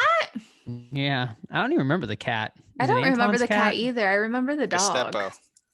I think I've Mm. asked this before. Hercules. We've talked about the dog before. I'm The almost sure cat. I've asked this question before. Now that I think of it, it's something like, Is it it's something more Ben? like sophisticated, if I remember, It's like spooky. Winchester or something. Or It's spooky related. I'll give you that. Ghost. No, Hmm. Freddy. no, Jason. no. ooh, all right, just tell. Bones. Bones. Yeah. Yep. All right, Todd. What are All the right. scores? Tonight's scores are Todd, Sam, and Joe each with 2, Steve with 1, which brings a first place tie again. Todd and Steve both 75, Joe 72, Sam 48. Sam's climbing the leaderboard. She's a silent sleeper right there. I like it. Thank the Lord. All right, which brings us to our main event, right? A Quiet Place. Shh. Part 2. Run. I can pull it up right now. Yeah, I'm dead. Following the events at home, the Abbott that's it. Following the events at home, the Abbott family now face the terrors of the outside world. Forced to venture into the unknown, they realize that the creatures that hunt by sound are not the only threats that lurk beyond the sand path. That's all I got. All right, Quiet Place Part 2. You guys saw it a while ago in the theater, so I hope it was. We rewatched it today. Oh, you did? Okay, good. Yeah, like some of it. partially. Yeah. I napped. I nap s- watched. Did you? Yeah. So, A Quiet Place Part 2 starts off with a prologue where we go back to the start of when the creatures arrive, and it's pretty obvious that it's aliens. You got like a weird meteorite or something streaking through the sky while the Abbotts are at a baseball game for their son.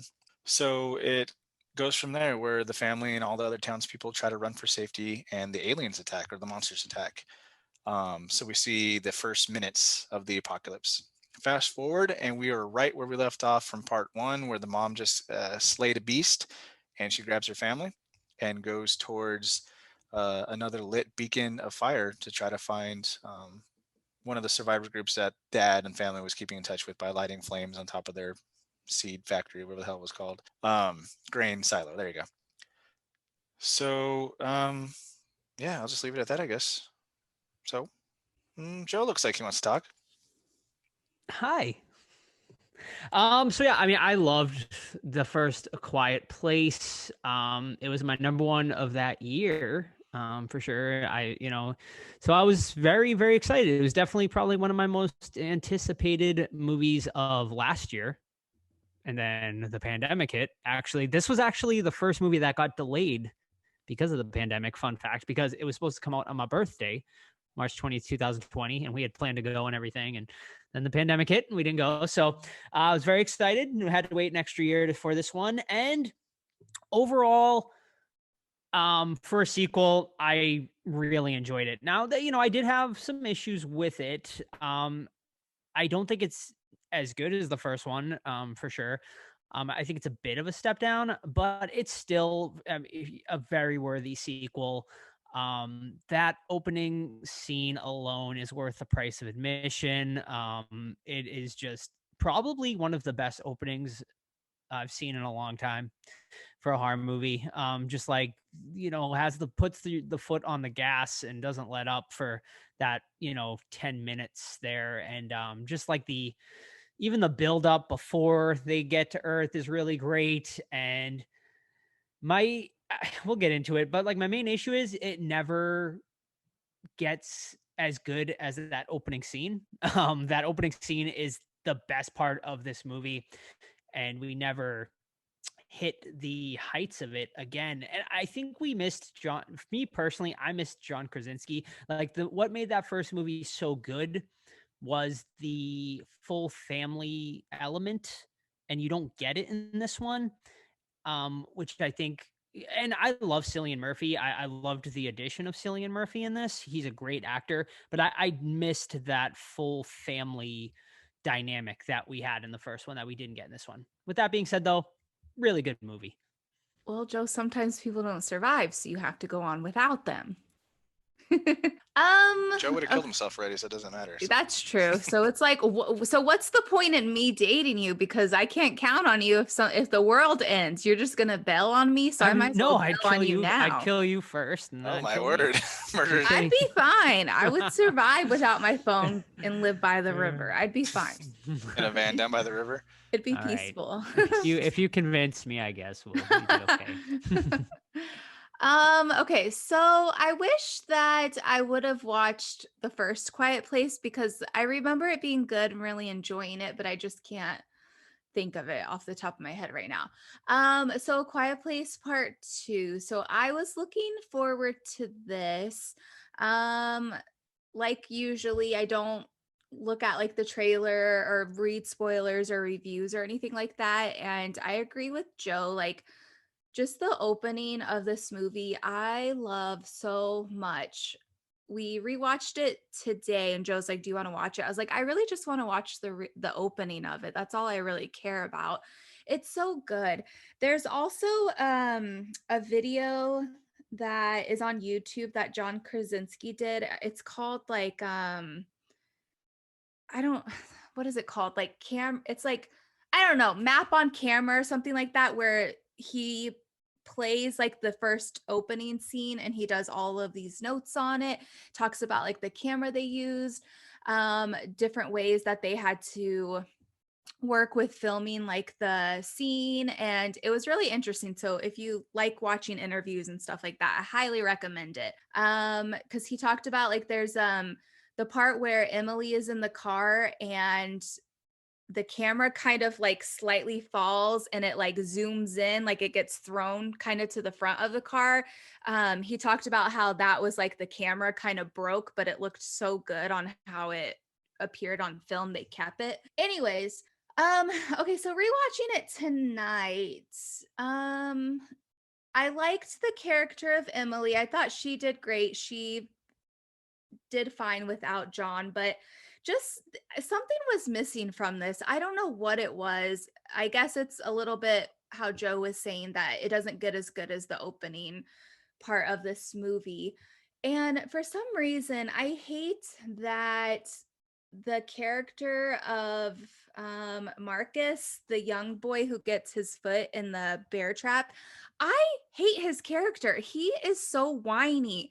I get that your leg is chopped off but he like literally complains about everything. He's so whiny. It's like, grow up. I wanted to say something else about this movie real quick. What was it? What was I gonna say? Emily Blunt has perfect hair. She does In have the perfect apocalypse. hair. She actually didn't My want to wife be. said that. She looks fantastic. She actually didn't want to be in part 2, and John kept bugging her. He's like, please be in it. And she's like, no, you go do your thing. Like, I'm happy that you're doing it. You do your thing, be amazing, but I'm not going to be in it. And so he wrote it and he had her read the opening sequence. And once she read the opening, she's like, all right, sign me up. I'll be in it. So that just goes to show you like how good the opening is.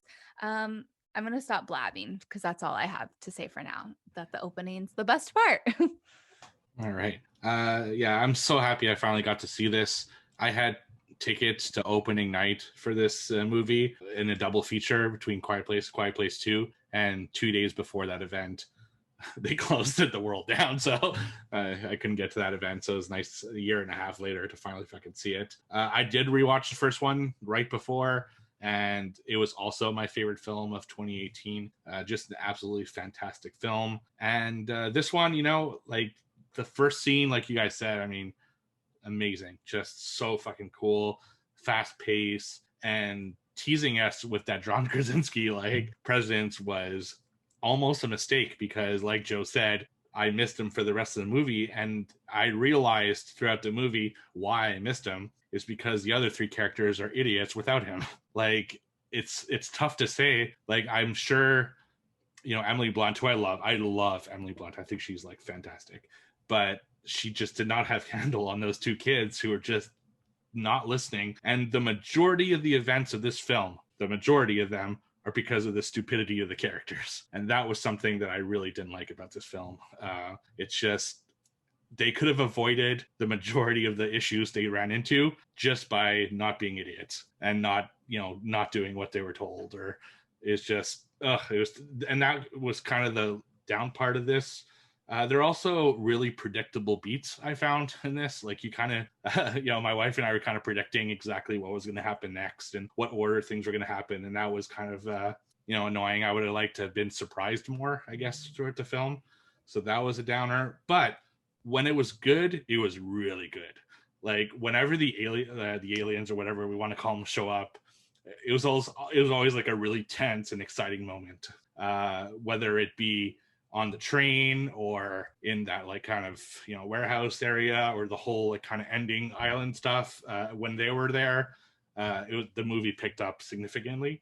And I also did like the addition of Cillian Murphy. I thought he's a really cool character. I like that actor, so that helped a lot. And I liked his arc more than anyone else's. I think it was cool to see kind of how he reacted to things, and he had like real human emotions, and I like that a lot. So I'll talk about specifics a little bit later, but that's my kind of overall view of it.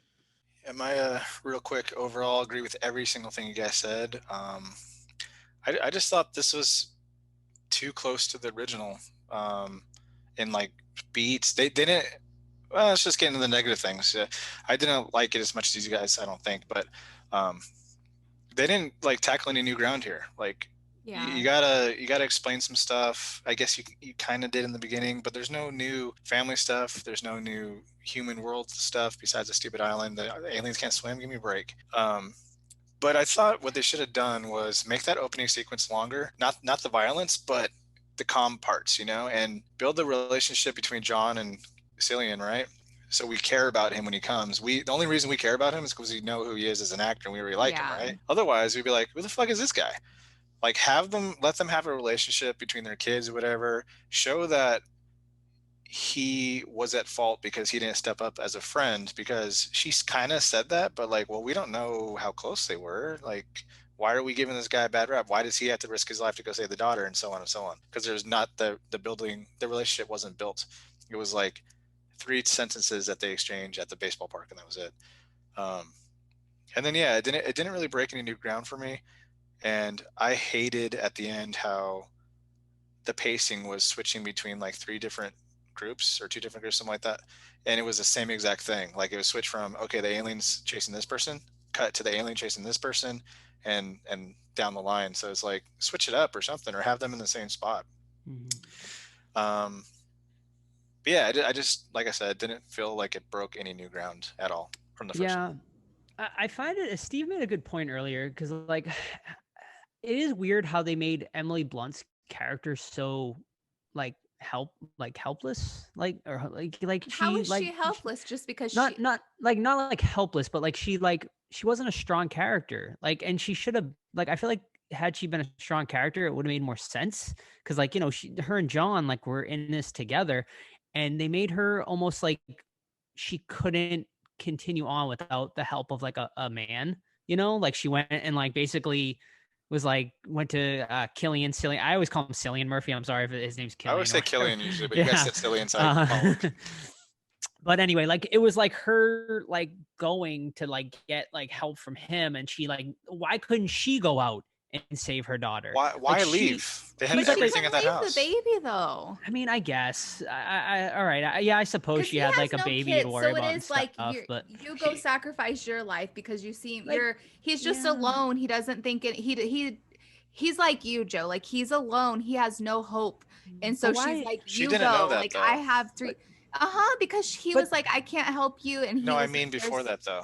He's like, there's nothing out there. I've already looked. Like, he was just so like cynical about it. But it's like, it's not his daughter. Like, it's her daughter. Like, you would think she has more to fight for than he does. But she also has her 2 kids. She can't take all of them to go find the girl. But I think the better movie here would have been if she went out and he could have stayed back and been with her kids. Well, and they gave she him could have went out because John wasn't in the movie. I think that's what I think. I mean, yeah, right. But and I also feel like with the daughter going off, I feel like Evelyn, Emily's character, was probably like, more than likely she's fine, but can you go find my daughter while I'm here with my bitch ass son and my newborn baby? But like the But movie then she leaves 10 minutes later. She to go leaves him find anyway. Right. That's the point, right? And then his leg is unbearably in pain, and then he's walking on it. It's like pick something. And going up the ladder and like putting body weight.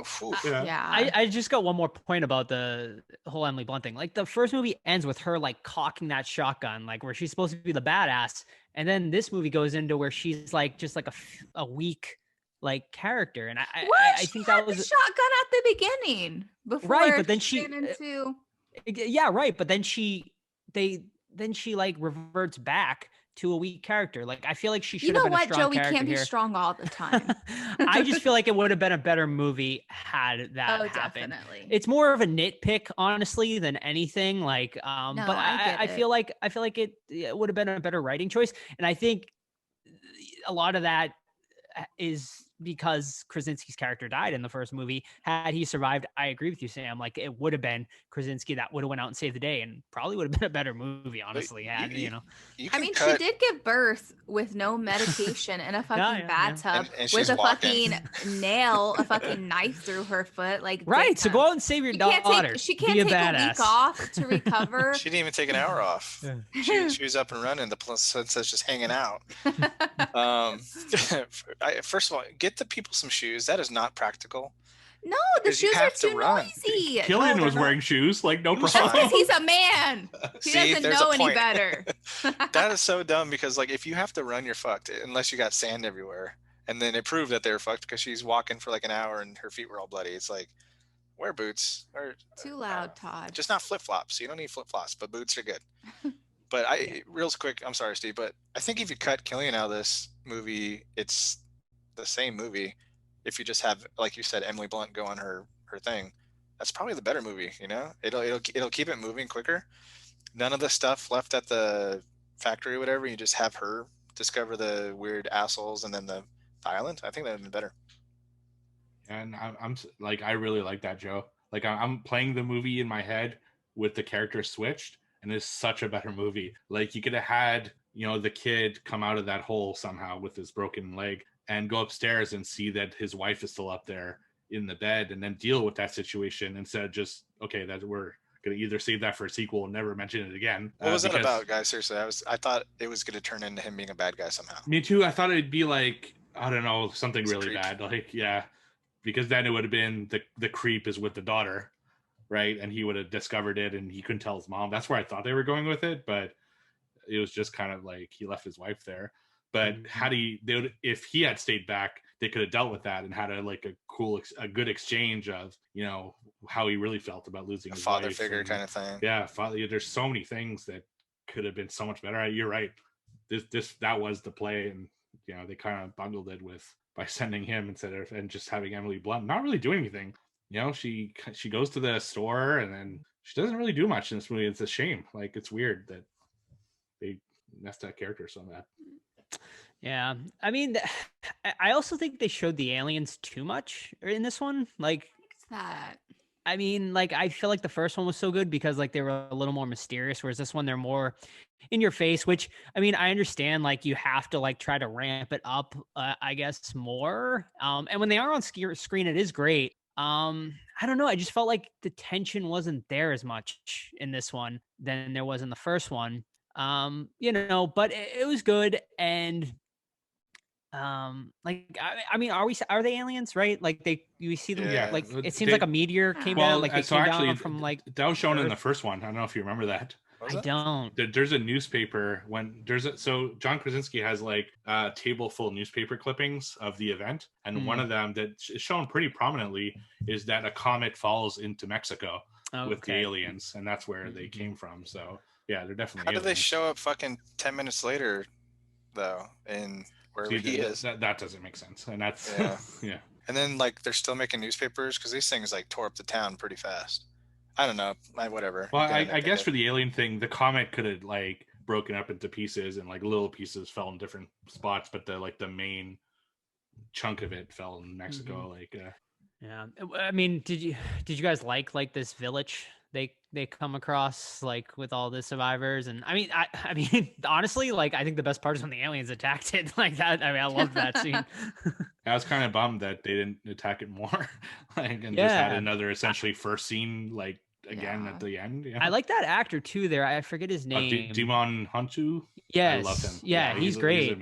He's really good. And I feel like he was 5 minutes he's in it. I was gonna say, I feel like he was underutilized too. Like I feel like he could have been like a better character too. That just they didn't like. That is the problem with I think this movie in general. Like a lot of the characters just aren't like fleshed out enough and like developed enough. And like Todd said, like it's a lot of the same beats as the first movie, which like I get in a lot of ways because the first movie was so successful. So let's just kind of like carbon copy it, but it was maybe like a little too much where they didn't take enough risks. Yeah, the endings were exactly the same too, if you think about it. They were, man, exactly the ending was the same.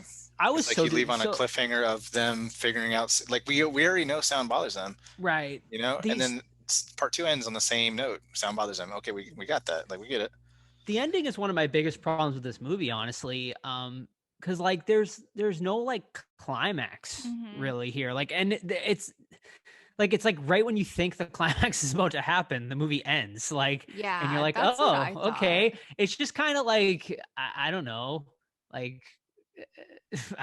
I was thinking of a bad analogy, but it's just like yeah, it's like you're ready to like, it's just like it's ready to blow its load, and then it just like the turning takes it away. The turning you know, did like, the same thing. Yeah, it just ends like you're like, oh, and you're is just there like, an wow, after credit scene here? Like, okay, yeah, just like yeah, it just ends, and it's like we needed something to like that. I mean, we've said it obviously, but that opening scene is just so good. If you could take that opening scene and do something similar with the climax, this movie is like the best of the year for me.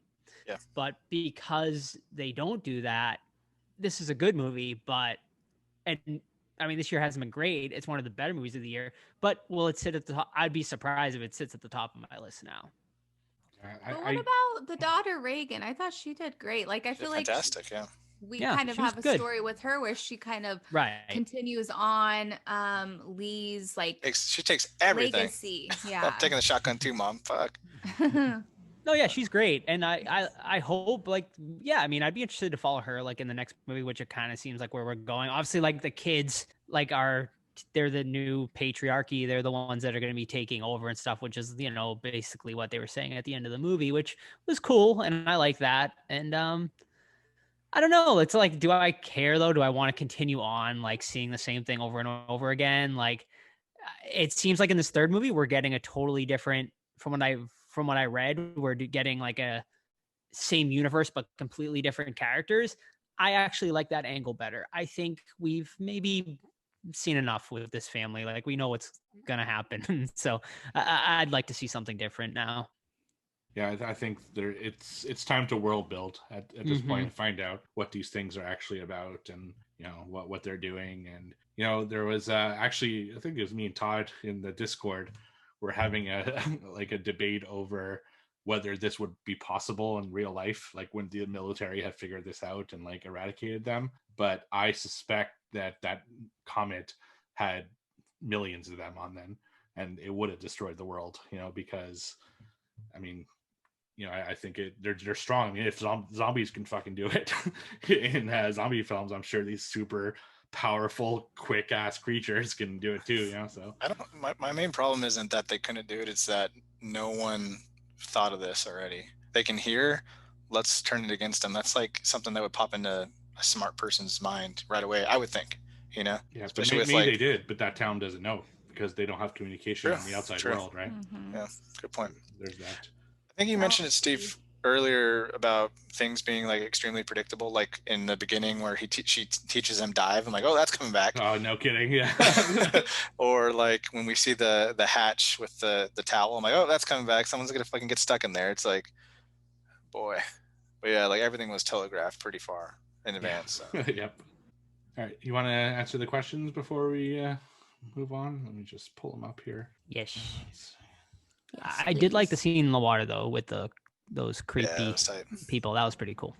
Yeah, they didn't really spend enough time there to establish who exactly they were, what their deal was. It's like I like stuff like that, and like it comes down to them just like not fleshing out stuff enough. Like, I mean, in this world, you got the bad people too, and I would like to have seen a little more of that too. Yeah, because Killian mentioned it that people were really awful. They're not worth saving. They're not worth saving. So they show it so quickly, but I would have really liked to have seen what why they're doing this. Like, why it makes no sense. Like. Yeah, there's it's no kind of like people. It's kind of like that's just like an apocalyptic movies that like happens like in The Road. It's like the prime example is what I think of every time. It's just like fucking bad people, man. All right, so the first question is from George. If you were the mother in Quiet Place 2, how long would you wait before ultimately sacrificing your shitty son to the monsters? Sam would say right away. That's another problem too. Like, we already knew he was kind of like weaker in the first one. We gotta get him up there. We gotta pump him up now in the second one, but he's more the same. Yeah, was like he weak in the first one too?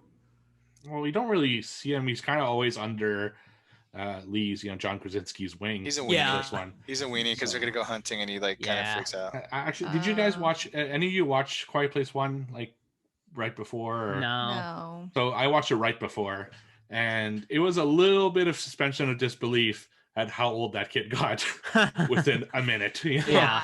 He went from kid to teen in the span of a second. And that was a little bit annoying, but whatever. It is what it is, I guess. Mm-hmm.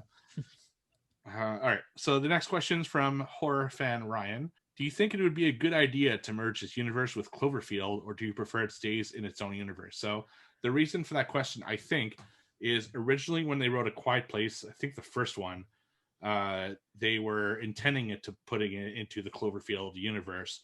But just as they were about to pitch their idea, 10 Cloverfield Lane came out, and they're like, okay, well, maybe not. So yeah. So do you think this movie would fit in its in a Cloverfield? Oh yeah, absolutely. Like, and honestly, I didn't even think about that until this question came up.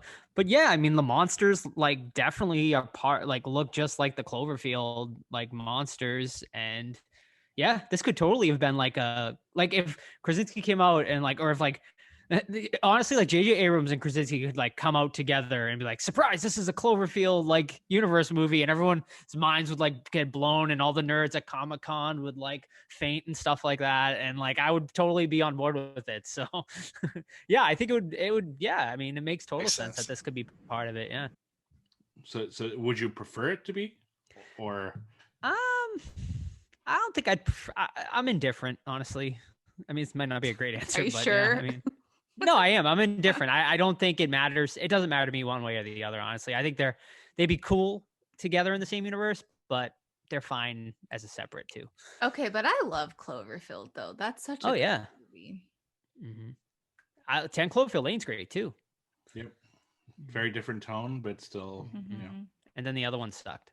Yes. How awesome would it be in number 3 if they're like attacking these creatures and they finally defeat them with the sound and they all get together and then a big fucking like Cloverfield monster comes out and they're like, because they don't know what's going on in the world. So it is possible it's still in the same universe. Oh yeah. Could have happened concurrently too, with New York being fucked and then these other ones run around. They just don't know about it. So Yeah. Right. I'm actually kind of convinced it's going to happen now. Next series of questions from Renfa. How long do you think you'd survive in this movie universe? I poop a lot. You guys know that. So I'd be farting. Yeah. Oh, I have one quick question. Did they establish if they were pregnant before the apocalypse happened? No, because it's 480 days. Oh, okay. So that's she gives birth. Super stupid of them not to wear rubber. So I was actually calculating it. It might have been in a like down moment from losing their son, just like time wise. Yeah. It's still fucking stupid though. Like a moment of weakness, but yeah, it's obviously baby's like the worst thing to have, man. Oh, yeah, absolutely. Exactly. Yeah. I mean, they got a good idea, I guess, putting it in like a suitcase with an oxygen mask on, but yeah, they all die and it suffocates. But I guess it dies anyway too if they all die. But I wouldn't because I like eating chips and Yeah, I wouldn't know, like, right? Like, you don't know off the bat that you can't be Mhm. loud. So I'd probably be that girl in the beginning of the movie on her phone being like, I don't know what's going on. Yeah, Just you being like- Joe's so loud. He like walks around so loud. I'd be like, Sam, I gotta get this for Humping Joe around. Horror. Hold He'd get on. I'd be like taking destroyed. video. I'd be like, oh my God, guys, this is fucking Yeah, going that crazy. scene actually bothered me when they're all quiet because no, you see stuff happen today. Right. We got 20 phones out. Oh, World Yeah. Star. They would be fucking. Yeah, no one's being quiet. Yeah, I kind of wondered that too, Todd, because when they all start leaving the baseball field, they're all trying to keep their composure and just Yeah. like get out of there. And I'm like, people are so dumb. Like, people would be screaming, freaking out. Like, I would pull a John Krasinski where I would just leave like he did. But So I'm like, I- not everyone would leave like that. No, I agree with you. I think I could go with it more because this is like a really small town where like everyone kind of knows each other. So like everyone's just kind of like, I don't know, like whereas Takes like the if that lead. this happened in like Boston or like a major city or something, oh yeah, it'd be like independent, like Be a an bunch of Independence looting Day and shit. where Yeah. everyone's yeah. It's like they knew the rules already. They're in the diner and we're like, no, Yeah, we don't yeah. yet. Yeah. Mhm. Yeah. I loved that in that opening scene though, how they kept going back and forth between like the girls like not being able to hear and like what's Yeah, I actually wanted more of happening. that. That was such a great, that was such a Yeah. cool dynamic they did. Yeah, I don't think I'd survive that long either. Yeah, just to get back to the question, I think I'd survive a while because I could stay quiet, but eventually I'd run out of food, and then I don't know what the fuck I do. You know, like how do you get food by being quiet? You know, Yeah. Honest answer though, I'd probably get killed very early on because I'd try to shoot one, and then bullets don't work unless Yeah. they're freaking out. Same. I'd probably try to save all the stray animals and they'd be too loud. All the cats just clawing your face. No, Yeah. I didn't think about that. They probably feed off like a lot of the pets. I don't they think they you showed in know, the first easy one. aliens. Was it Do they? raccoons Yeah. that get Oh, okay. fucking demolished? Yeah. All right. This next question: what direction do you see the sequel going? Is it possible they defeat all the aliens? Maybe like at the very last one after like A Quiet Place 20, maybe. But Here's what no, I like the alternate. Yeah, I think world building, like Steve said, at this point is the way to go. So the U.S. Navy and all the navies of the world are safe and in good shape here, right? Because they can't swim. So those things can last indefinitely forever. So I don't know. If you want to go big scale, you have the Navy trying to, I don't know, get ashore with Marines and stuff and go after it. But yeah, the Why don't you Navy's sitting fine. Why don't you just like flood like half the world or something? Like Just let them just drown let a out. hose run. like continue like try to push them all to like a certain area and then just dump a shitload of water on them. That's also under the assumption that those aliens are just those creatures, right? That there aren't variants. There could be other of- species, yeah. Mhm. I mean, if Queen. all of Earth's species went on a spaceship and went to another planet, they'd be bombarded with all sorts of shit, you know, like fucking lions and people and elephants and crocodiles and sharks. You know, it's like it could be the same thing with them. We don't know the situation. So. Here's my other question: do they breed? How do we know they're not multiplying Oh, they like fucking- crazy? Yeah, they banging. Yeah. They banging. Spider Alright. style. I want to see that movie. Well, there probably will be one. His last question: do you think the lack of context, origin, motivation about the monsters makes them scarier, or do you want to know more about them? I don't think it makes it scarier really, but it's like it just makes me more intrigued, I guess, to be like, oh man, where did they come from? Like, what did they do? Like, I definitely want to know more about them, but if we never get that answer, I'd be okay with that too. I really would. Yeah, I agree. Yeah, same. Yeah, I think for now it's fine, but I think eventually I do want to know more because, or else it's just the same movie they're going to start pumping out What? over and over again. That's why we got to go with the Navy, part 3 or Yeah. part 4. All right, and the last question we have from Weezerface: would you immediately recognize Cillian Murphy in The Mask from his pretty eyes? Yes. Yes, he does have pretty eyes, and he has a nice beard in this too. He's very, very handsome. He's very So rugged in this one. handsome. I got an idea though. Like, let's do like a Jaws 3D where they trap the animals, open an amusement park, Oh. and they escape. Oh no. You mean Jurassic Park? Like Jurassic Park, yes. No, it's 3D. No, but it's an underwater park. Oh. Right. Yeah. Well, then they're fine because they can't swim. Right. Right. Yeah, I knew right away it was him though, just from his sign. Oh yeah, I mean, I Just knew. like- Yeah. Sam, who's your between Murphy and Oh, Krasinski? great question. Who we got? Both at the She wants same the time. threesome, yeah. Probably She wants that rotisserie. John. I feel like he's taller and more like, I don't know. I feel like there's more of, he has more of a like tall body. He can just whisk me away, you know? You do like those Boston boys, so That's right. yeah. So that's all the questions we had. So thank you very much, everyone. Nice. Yeah. One thing I would like to see that I really liked about this movie, and I wish they did more, is Be on the Move, because I like the scenes, like the locations they chose of them just kind of walking around the town. It Mhm. kind of reminded me for Todd, The Last of Us. I was thinking that. Yeah. That's what the vibe was like, and I really dug that. So Yeah. That show's coming out what next year? next year, and Excited. it's like the one of the most expensive shows ever. It's like a ridiculous budget for it. So Excited for it. very cool. You guys got Yeah, I anything liked else?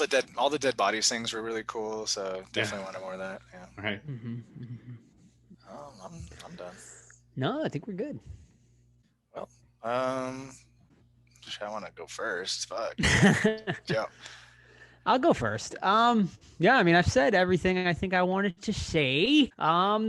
Great, very good movie. Very, very good. It's not as good as the first one, but a worthy sequel. I'm going to give this one an 8 out of 10. Sammer. This is tough Samsonite. because I feel like I liked it more than Joe, but I didn't think he would rate it that high because he was shitting on it. I think I was very complimentary for the most part. I'm gonna give it an 8.6. What was your initial score if Joe gave it, say, a 7? An 8? 7? Yeah, 8? an 8. I'm at a solid 7. We saw this movie in the first movie, so I really didn't think it was necessary. So 3 out of 5 in Letterboxd, 7 out of 10, whatever, real life. I was so close on my guesses for your for your scores. I put Joe 8, Sam 8.75, and Todd 6.75. So that was very close. Mhm. For me, I do like it a lot. It's in my top 5 of the year so far, but that's also because the year has not been great. Agreed. So I would put it at an 8, like Mhm. Joe. I really enjoyed it. Like I'm definitely gonna watch it again, I think. But there were some things that just, I wish were a little bit better. But if they made the switch that Joe said, it could be like a 9 or 9.5. Like when it was good, Yeah. it was great. But there were a lot of times I was like, okay, well, this isn't the best. So Opening sequence, 10 out of Still a 10. good film. No doubt about it. Oh, yeah. It's great. I think Dawn of the Dead's edges it from 2004 Agreed, for opening yeah. sequence. Yeah. Because that just goes on and on and on. Yeah. That's This is great. great, yeah. Mhm. They blew their load too early in this one. Indeed. did. Indeed. All right, well, Well, 90s next week, folks. So get your Janko jeans out. corn shirts whatever, ready. Yeah, corn shirts. or yes, Limp Bizkit. and yeah, top. And yeah, prepare for our top 10 of the 90s. I'm excited to hear Exciting. everyone's lists. And yeah, if you want to be a part of the ultimate list, send your lists in via whatever Discord or any of our social medias. And it's also, I'm going to announce the winner of the contest that we've been running for our merch. Mhm. So I'm going to announce the winner on that episode. You still have a few days because you got like 3 days from the time this this episode comes out, but I gave you plenty of warning. I know some new merch has been sold lately. So Yes. if it's not someone who's bought before, make sure you at least just send me a note and I'll add you to the draw. And yeah, all sorts of cool stuff in there. Mhm. Mhm. I'm excited. I love the top 10 episodes. Yeah, it's always fun. Yeah, it'll be fun. It'll Yeah, definitely be especially fun. like the year, our lists are going to be similar, but the decades are always like, oh man. And knowing what's coming next, 10 through 5 are like the meaty ones where you don't know what's going on. right? Yeah, but the 80s, oh boy, that's Ooh, gonna be that's a- yeah, that's gonna be a tough one. Exactly. And for the record, I don't know if I said in the episode, but Todd, you're wrong. Night of the Living Dead is not my top. Really? Oh, Okay. It's actually not even in my top 3. So Oh, wow. yeah. So I guess there will be Alright. some surprises next week. Interesting. All right. Thanks for listening. Thanks for listening. Bye. Bye. Bye. Don't forget to rate us on iTunes. Thank you.